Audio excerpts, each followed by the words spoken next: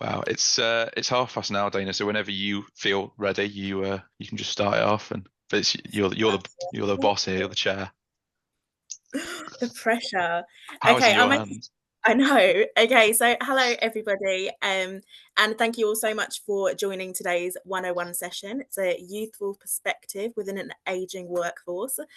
So this is a panel discussion. So I'd like to introduce our panelists. We've got Niall Ashley. Niall, give us a wave. He's a security consultant at Vitali. We've got Elitsa Popofa. She's a database consultant at BMC.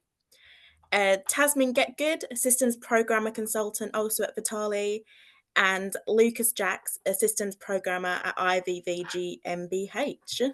Hello, everyone. Okay, so to start off, let me just check you're all unmuted. That's great. We'll go in order. If you wouldn't mind just telling us the job you had before starting a career in mainframe, and also if you found any of those skills to be transferable. So let's start off with you, Niall.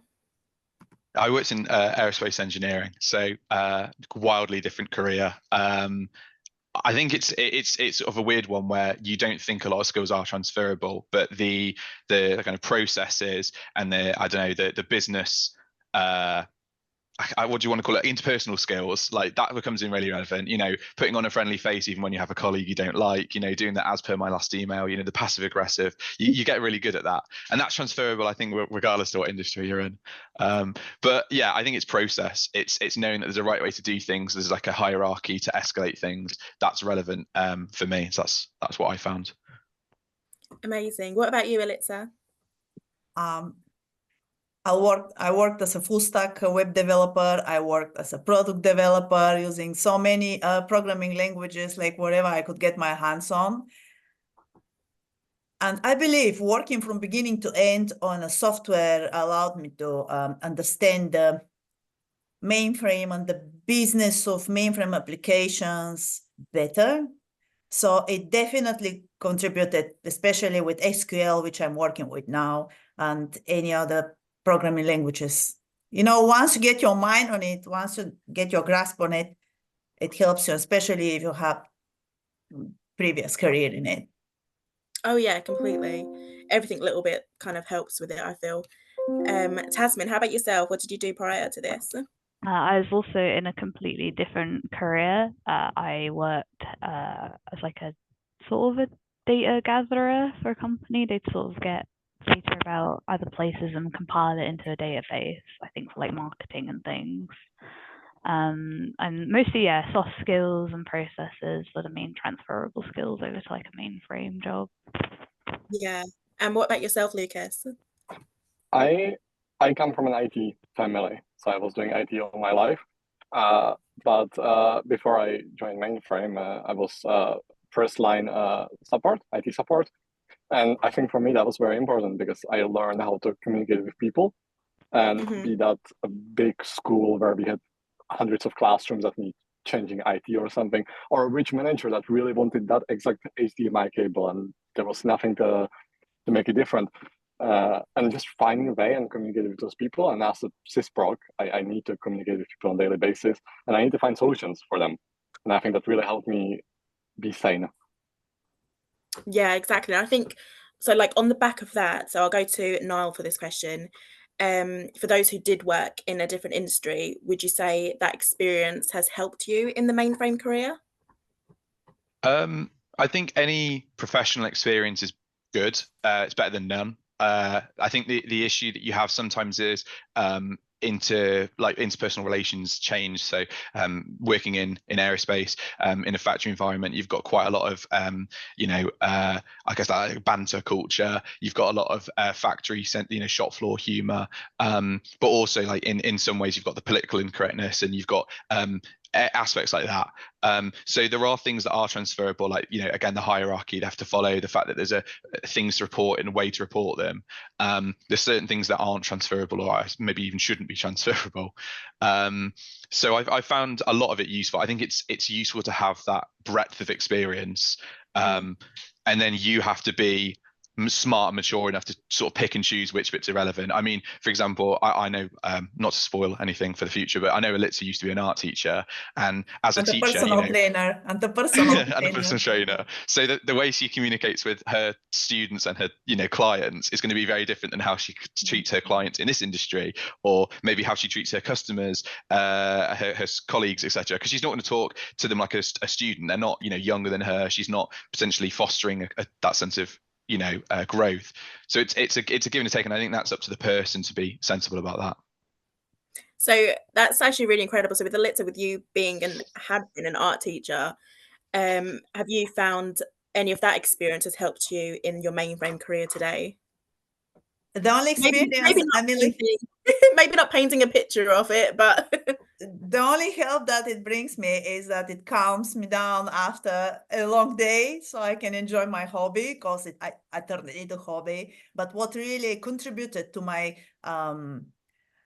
experience, was the personal training, because it taught me discipline and it taught me how to meet deadlines. Like, there is no time to delay things, and the way to run a project from beginning to the end successfully. Yeah, that's good. I think that's such a focal point, especially when you're dealing with projects. It's seeing it kind of from the get-go and seeing it through all the kind of like the stages of the life cycles. That's good, that is. And then just going on to Tasmin, what would you say has been the highlights of your mainframe career to date? I'm not 100% sure if I would pinpoint something, but I guess in a way, mainframe is sort of a small world, so you do get to run into a lot of people that you've run into before. It's always really lovely to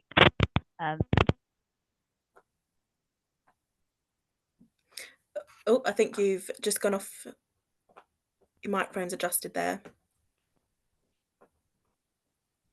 Okay, hold on. Oh, you coming back. Just a few technical difficulties. This is bound to happen.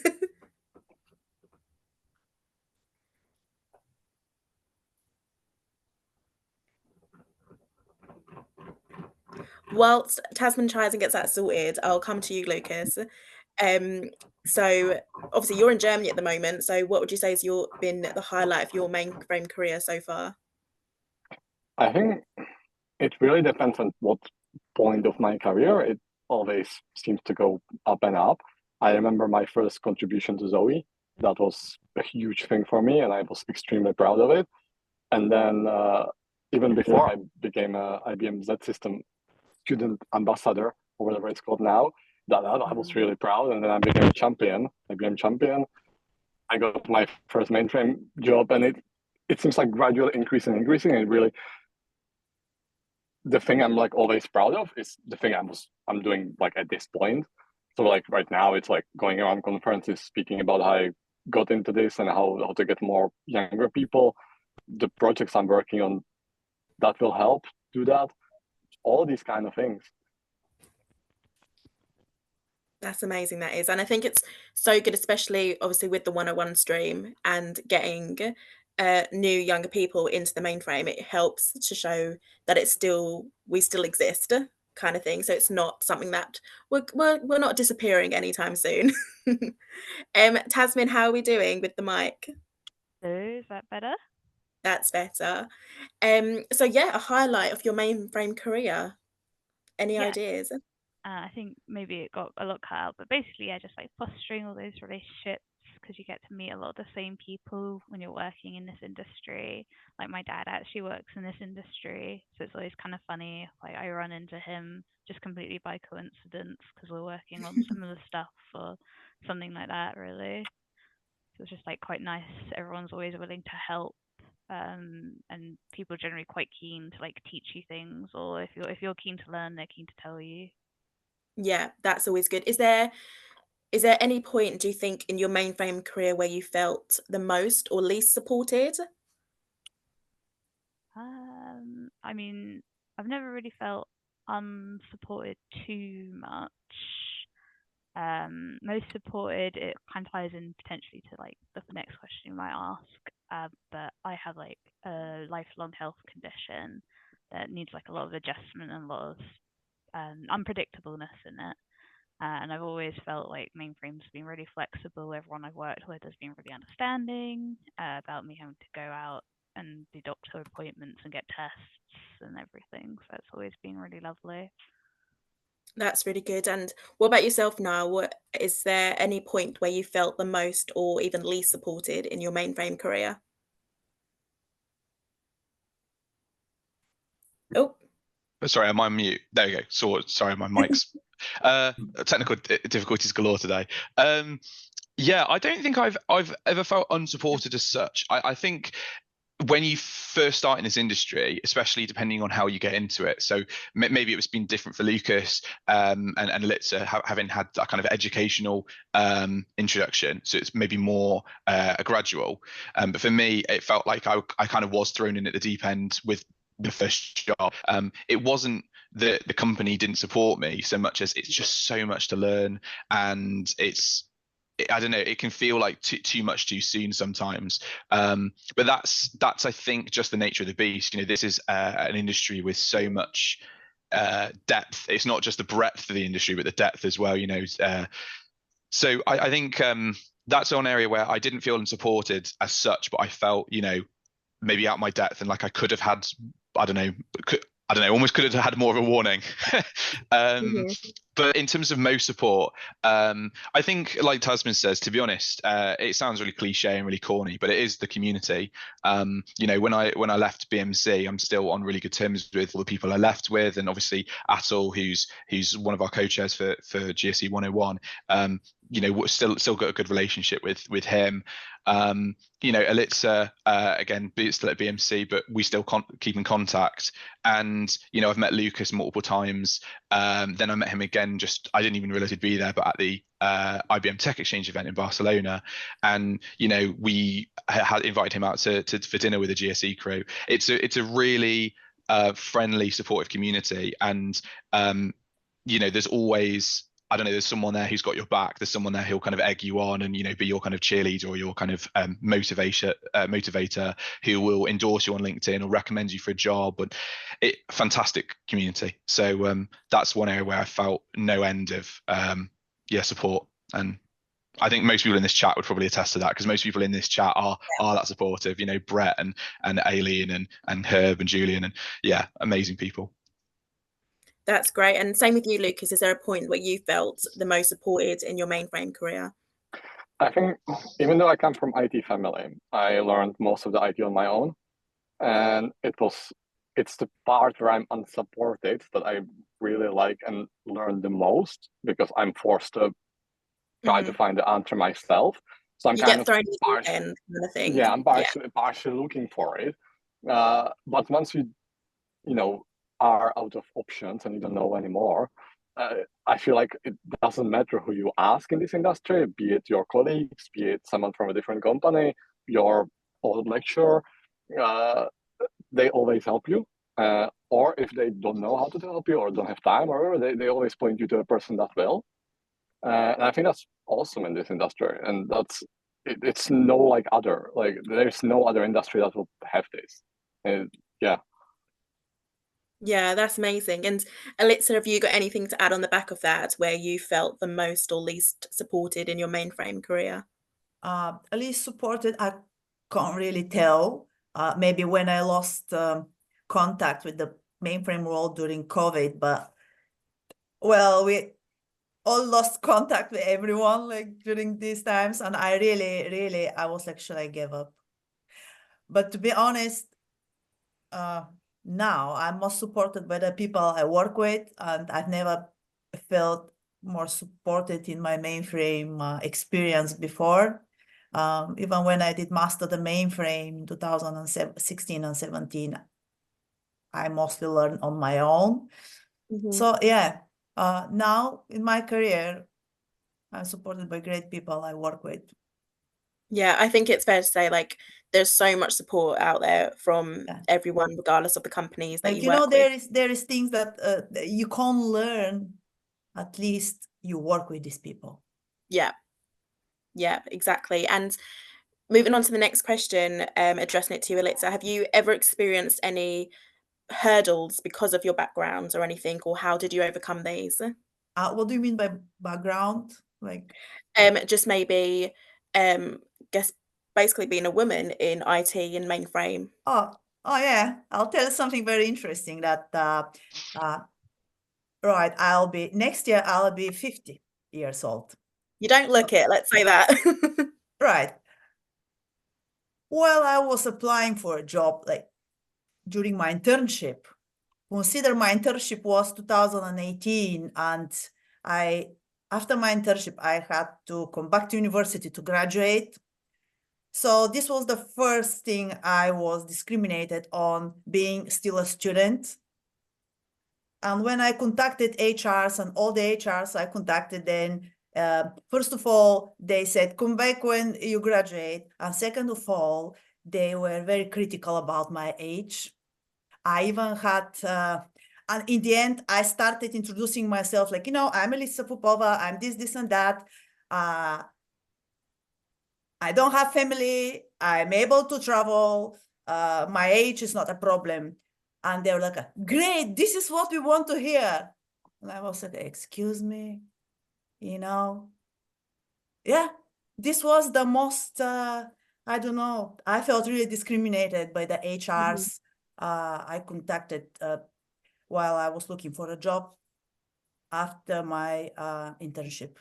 Well, then I came back to university and graduated, and there you go. I got internship with the University of Bedfordshire program, no problem.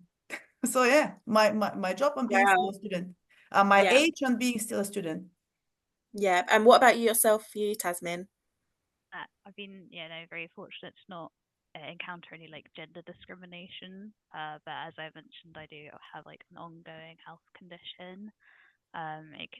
It's very up and down. Like some days I could work a full day and do all the stuff needed, and other days it's like I need to sleep. And like I said, everyone in this industry has been like really supportive. So it's more like personal hurdles and like working with doctors and everything. But like if I ever needed to adjust how much I'm working, if I'm working part-time or full-time, like everyone's always been really on board with that. And like working from home, which is always a big plus, like in most IT industries, it's super lovely because if I do just need to like go lie down on the couch for a moment, I can do that while I'm working. It's the flexibility, isn't it, that comes with it? Yeah, exactly. So it's not been too much in this industry for sure, but I have worked in other jobs where like they seem really inflexible, even though like all places of work have signed to say like they won't discriminate. But yeah, some places are really inflexible, but mainframe's been lovely. We've been great. Okay, moving on to the next question. I'll come to Lucas for this. What opportunities have you heard about from colleagues that you're aware are no longer present? So opening up roles in machine learning, removing some certain job roles, etc. Yeah, that one is hard because I don't think I heard about like certain opportunities. I know there were some like conferences and stuff and training that was apparently really, really cool. They don't do anymore. But I was never part of that. And I find that what we have now is also really, really good. It's just like the random stuff. Like I'm like really into, I'm kind of geek and I really like mainframe because of the green screen and how it looks and like the tapes and stuff. And just the idea that you have a whole room that's just filled with a big mainframe and you have the punch cards and you have the tapes in there, it just sounds awesome, but also horrible. Like you wouldn't want to do it now, but in a way it sounds really cool. But like it opens up like lots of stuff, right? We have lots of really cool open source stuff. Like I remember when we first got Zoe, we had some very system specific stuff that we had to do. And I just opened up the source code and just modified it a bit so it would work on us. I can't imagine, let's say Broadcom or IBM just send me their source code so I can modify it. That wouldn't happen before. So it's definitely better now. And yeah, I don't think I've heard like specific thing that apparently was before and it's not anymore. And I was like, I missed that. I would like to do that. I don't think I did that. Yeah. Anything from you, Niall, that you'd like to add on to the back of that? Yeah, I actually had possibly a bit more than necessary, but I had sort of 3 examples that I thought of. One is, and I've got a session later, I think it's today actually, about kind of the realities of facts and fictions of job applications. But Mark Wilson loves to tell the story of how he started his first job at 16, and he was working on a shop's mainframe, and it's a fantastic opportunity. But I think nowadays a lot of 16-year-olds would not be given the trust and the opportunities to do that. And to walk in off the street, I live in the local area. Can I apply to my local shop's mainframe? Well, the local shops don't really, you might have say Tesco or Morrison's using one, but would they let you kind of work on that? Probably not, especially because it might all be done by a sort of third party.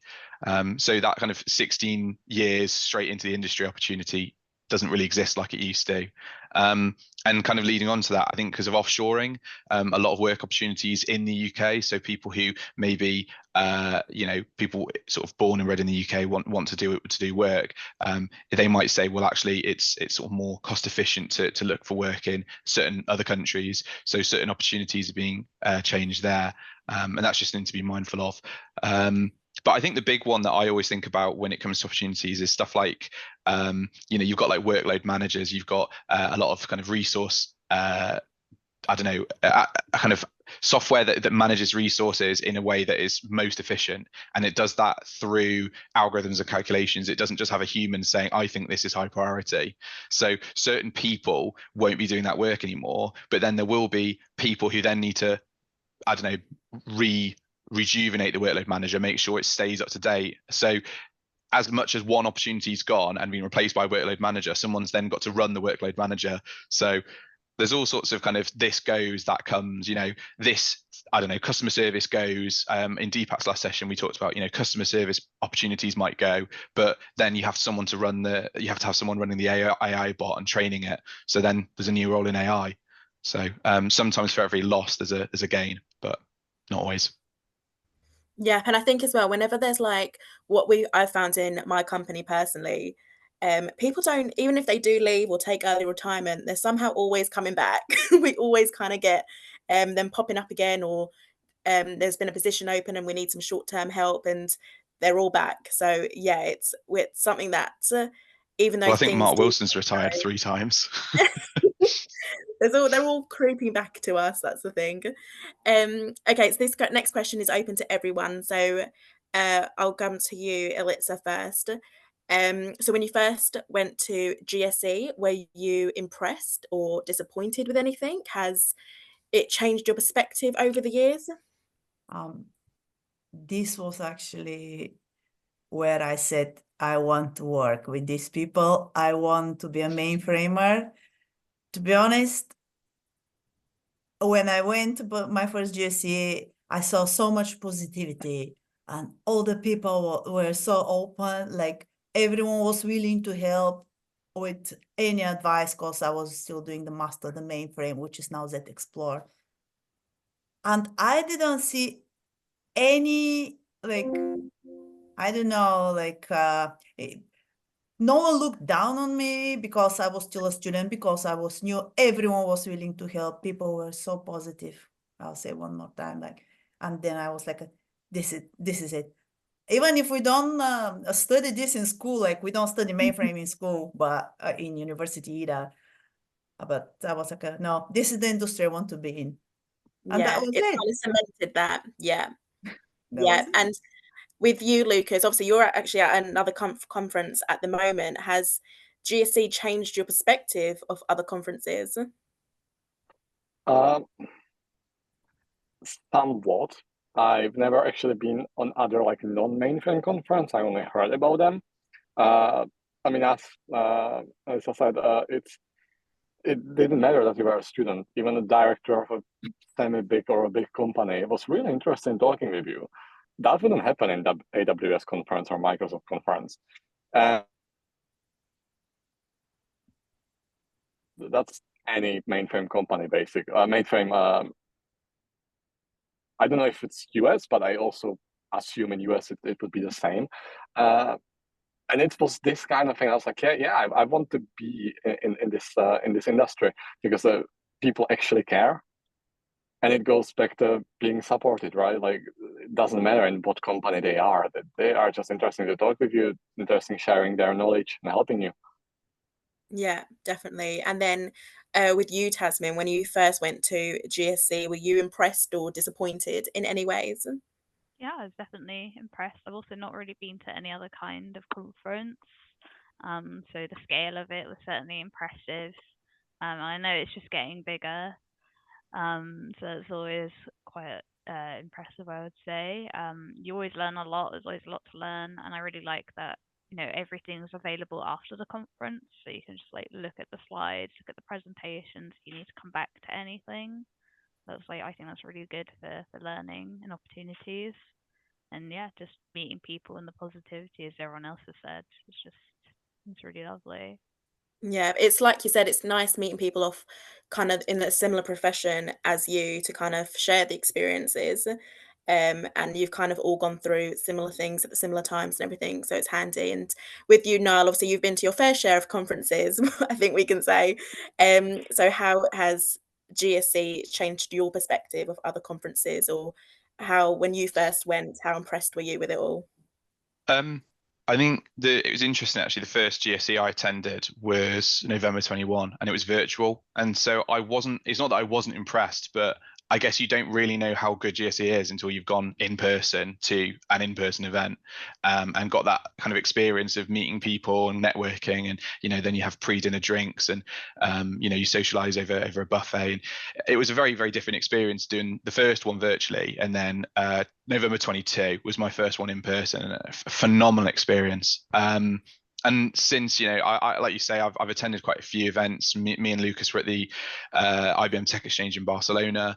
I've gone to quite a few of the IBM events at York Road, and IBM always smash out the park with these events. To be fair, the TechU events, they're all great. I think it's interesting though that Mark and some of the other people at GSC have had, and I think Rebecca Levesque actually said this, and she's a neutral third party, so there's no bias there.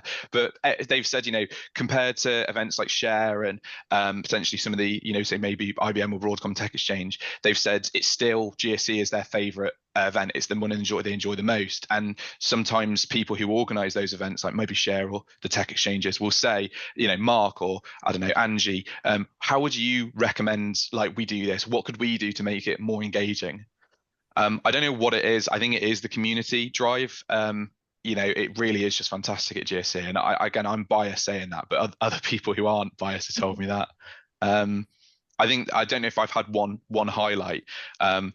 I really enjoyed.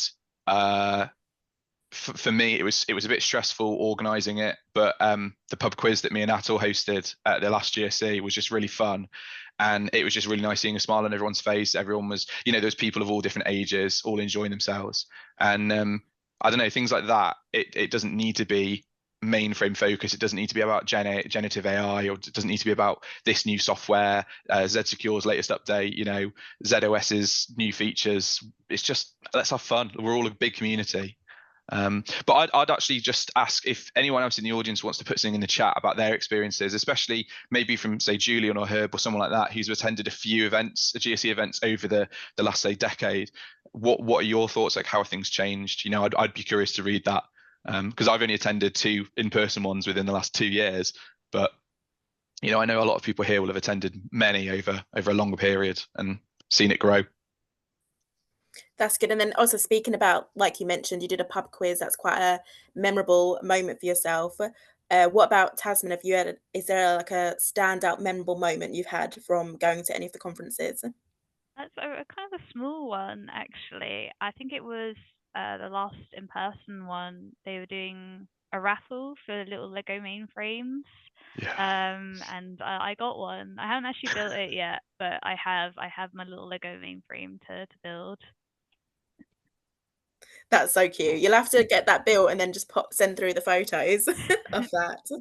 Elitza, what about you? Has there been a most memorable moment for yourself from the conferences? Right, the most memorable moment. It's very interesting. Imagine you on my place. It was one morning. I was, I think it was my second way of going to GSC as a student, because I was herb student back then. And well, I was walking one morning, choosing which session to go, and suddenly I saw on the first floor, if you know, on the first floor, the theater room, the doors were open, and I was like, let me have a look what's going there. And to my dismay, I saw all the panelists, a panel taking place, all the panelists up there, all the pictures on the wall behind each panelist, their photos, and one empty chair with my picture on the top. And I was so shocked that I was to be a panel there, and no one told me.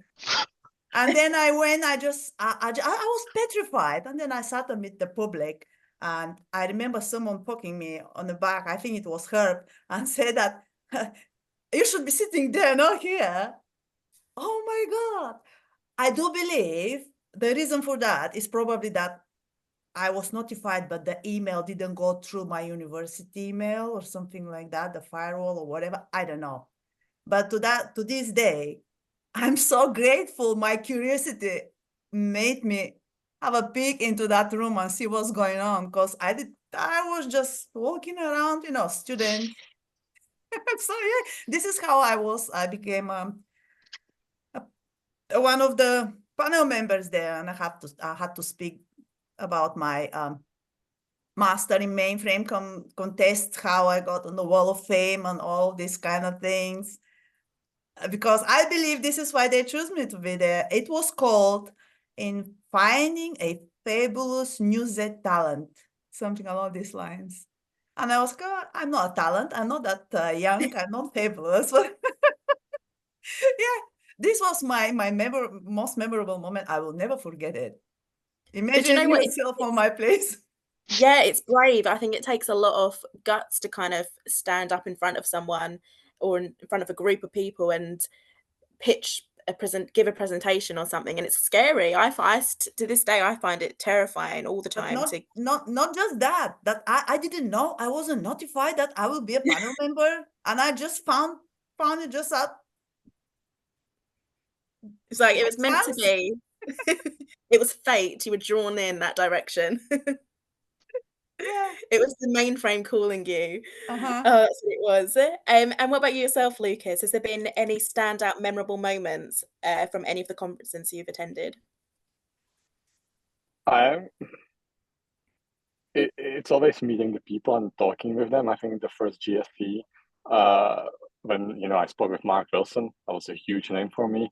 Or even like other events, like in Edinburgh, where I spoke with the VP for Linux One and Z Systems. It was just like two normal people, whereas I'm thinking from industry like AWS, I can't imagine speaking with Jeff Bezos and him buying a beer. But it's also what starting to laugh at this point, because whenever someone asks me if I want to do a talk, I always say yes, and then try to find a way how to squeeze it in. Like this one, I forgot that I scheduled this one on a day that I have another conference. And some people start to recognize that. And I remember it was a month or two ago, my colleague just went to me and said, oh, we are doing that young talent guide here in Germany. I put you down as speaking for Zoe. And I will have a presentation about Zoe. And it's this kind of stuff where people now know that I talk about stuff, and I enjoy that. And they just put me down without asking me. And I found that amazing. That's good. That is.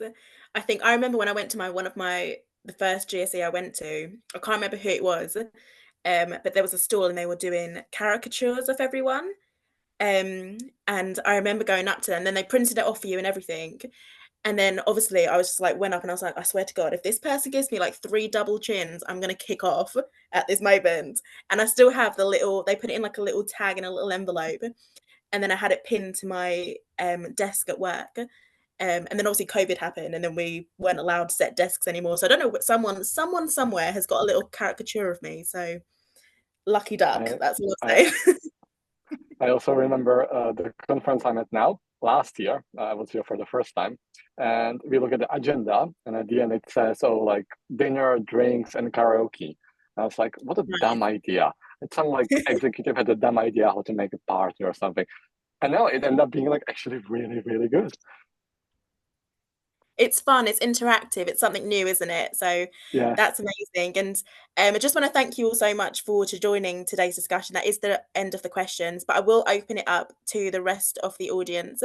If you have any questions, if you'd like to put anything on in the chat to ask the panelists, then by all means feel free. Atul's just put a question in actually, Dana. There we go. Open the chat. Where am I? Atul.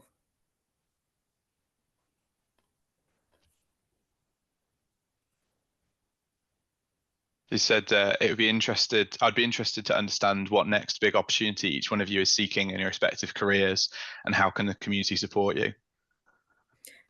Fabulous. Niall, as you brought that up, do you want to take lead on this question? Yeah, I mean, do you know what? Actually, I don't know. Maybe I'm just indecisive. I'm pretty sure I've got ADHD or something, because I just can't always focus on one thing at a time. But I love like training and education. So I love attending events like GSC and doing talks, and I've started trying to do little seminars to teach people about like rudimentary RACF, and I really enjoy stuff like that. So would I want to go into teaching, like RSM Tech or sort of was it Verhoff? There's these like kind of career these industries, these sort of companies that do that. But I also enjoy doing security, and I want to learn more about working my way from admin auditing to I guess more like pen testing and sort of full-on security assessments. So that's more of a technical kind of I guess objective. And then there's other things, like I just enjoy the community side of things. Like I enjoy GSC. Like, would I want to become more high up in that in terms of organizing like the events rather than just a stream? And I don't know. And I think sometimes what's the expression, like your eyes are bigger than your belly, and you sort of you sort of bite off more than you can chew. But I think that's what's great about this career and this industry is whatever you want to do, people will try to support you. Like Atul said, the community will and can support you. So, if I wanted to take more responsibility at GSC, Mark would help me. If I wanted to do more in the way of training, I could speak to Alex Whitfield from RSM Tech, or I could say to the technical directors at Vitali, like, what are the opportunities there for me to do maybe less of this and spend one day a week training? Or I don't know, I shadow someone who's training to learn more. And then from a technical perspective, I've got numerous mentors. I had Julian Bridges as a mentor. He's here now, and he was my mentor at BMC. I've now got Leanne Wilson and Kira O'Connor. There's fantastic opportunities, and yeah, I think people really will support you. But I guess it depends. This is such a broad industry. It's sometimes hard to pick what's next. What's the next goal? So yeah, anyone else? What would you say is the next? What's next for you guys? I think for me, it's to bring more young people into here and providing better resources.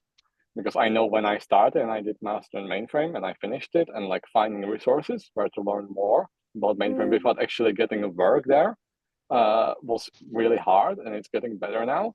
And it's, I think, the big step for me, like the opportunity I'm trying to seek and work on, is just finding people that would either be able to do this or also help them to do that. Like I remember one of the first events at our school, probably not first, but like half a year afterwards, I learned about mainframe. Henry Coupier, awesome guy, came to our university and did his capture the flag with us. And he also did that at the last GSC in person in October or November. And that's such an awesome tool. That's once you have some bit of a skill from maybe that Explorer or something, you are able to do it on your own. And you can learn a lot of stuff. And working on the version 2 with him and stuff, it's really cool. And it's this kind of opportunity that will bring more younger people in there, so the industry doesn't die out. Yeah, exactly. Sorry, I just wanted to add to that, Lucas, because it's actually a fantastic point in that resources is an issue where I think a lot of resources haven't been modernized or updated, or maybe more made more accessible. And Mark Wilson always vouches for the What on Earth is a Mainframe book, which I have a copy of on my desk. Fantastic book, but it's about 15 years old. So a lot of the resources in the appendix don't exist anymore. You know, it will take you to IBM, I don't know, IBM Magazine or tech I don't know, Mainframe Tech Magazine, and it just doesn't work. The URL is null and void. And I think that's why we do need new things. Reading there, I think. Yeah. When I want to go to sleep, but it's I think it's a good point from Lucas that, you know, resources are something that, you know, we're all kind of conscious of. We use the same ones, but maybe there needs to be something a bit more up to date, a bit more modern for 2024, 25 onwards, you know. And just thought I'd add that. Sorry, Lucas. No, for sure. And I remember actually this weekend I was on call with Henry, solving one of our VTAM problems, and we couldn't find any documentation for the error code we were getting until we found one. And they said, oh, if you get this issue, which is exactly the issue we were getting, you can just follow this link and it will tell you how to solve it. And the link didn't exist anymore. So we didn't know how to solve it. It's this kind of stuff. But yeah, there's like community around it. But if you don't, I'm that kind of person that always tries to, you know, find myself and then ask for help, even though I am trying to get better in that. So unless you want to, you know, go first for the trying to ask people like the Mainframe Discord channel or something, it's really hard. Mm-hmm. Yeah, I've got, before we end the session, I've got one final question for all of you. So if you could give one piece of advice to all the new young mainframers joining, what would it be? So if I come to you, Elitza, to start off with. Never give up. If you really like it, I think with the mainframe, you either like it or not. There is no in between. And if you really like it, that's it. Follow your dream. Don't give up. You'll get there. Amazing. Tasmin, what about yourself? I definitely just like give stuff a go if you have access to like a test system or a sandbox system or anything like that. Like, just give it a go, see if it is for you. And if you're kind of interested in a different department or a different stream, like just ask if you can try it out or if you can shadow someone. You might find something else you like. That's great. Lucas, any piece of advice to give to the new mainframers starting? I think just tinker with stuff. You know, there's a bunch of open source stuff. Tinker with that.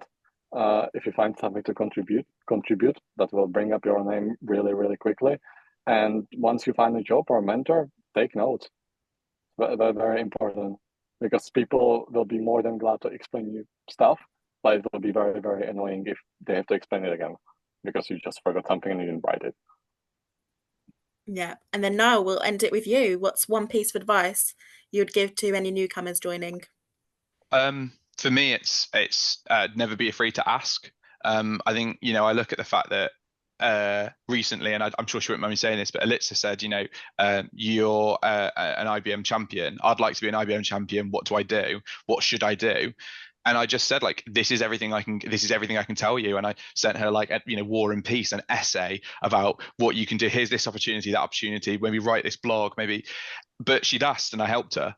And I said to, you know, a few people recently, like Lucas, you know, like I know it's going to be kind of a bit rough because I'm still not 100% confident with this, but I want to do a little security seminar. Would you be interested in like learning a bit about RACF? And Lucas was like, yeah, of course I would. And some other people have been from all sorts of different companies, and people ask, people say yes, and things happen. And it's you know, I said I'd like to do GSE. You know, Dana said she'd like to do GSE. Atul said, you know, look, I'm the chair at the time. I'd be happy to have you guys. I then asked questions like, can I do this IBM Tech U or Tech Exchange? Yeah, of course you can. You know, you get in as much as you ask for, as you know, you get out, sorry, as much as you put in. And if you ask, you know, there's going to be a yield. You're going to get something. Sorry, Elitza's got a point, actually. She's Think the next time you have the security seminars. Yeah, sure. Yeah, can do. But this is the thing, is that, like, you know, people are happy to teach each other and learn, and happy to put each other, you know, like I said to Tasmin recently, do you want me to endorse you for anything on LinkedIn? Do you want me to recommend you? People are happy to help each other because we all want the best. We know that this industry is kind of it has an aging workforce, and if we don't have that talent, and the talent isn't supported, then who's going to take over? Who's going to support some of the retirees with their pensions? So we need to we need to do it right. But actually, I'd extend the question to you as well, Dana. Like, what would you ask? And anyone in the chat as well, if there's anyone who wants to put what they would recommend in the chat. For me, I think personally joining the mainframe, where I came fresh out of school, there was nothing, no training related to mainframe. I was in an apprenticeship again that had nothing to do with mainframe. So for me, it was purely relying on my colleagues. And I think it's fair to say, if you have any questions, no matter how silly you think it is, like even if it is just being like, well, what is the mainframe? What is DB2? All that kind of stuff. Just ask them, because they're in a position where they are technically the subject matter experts of the field.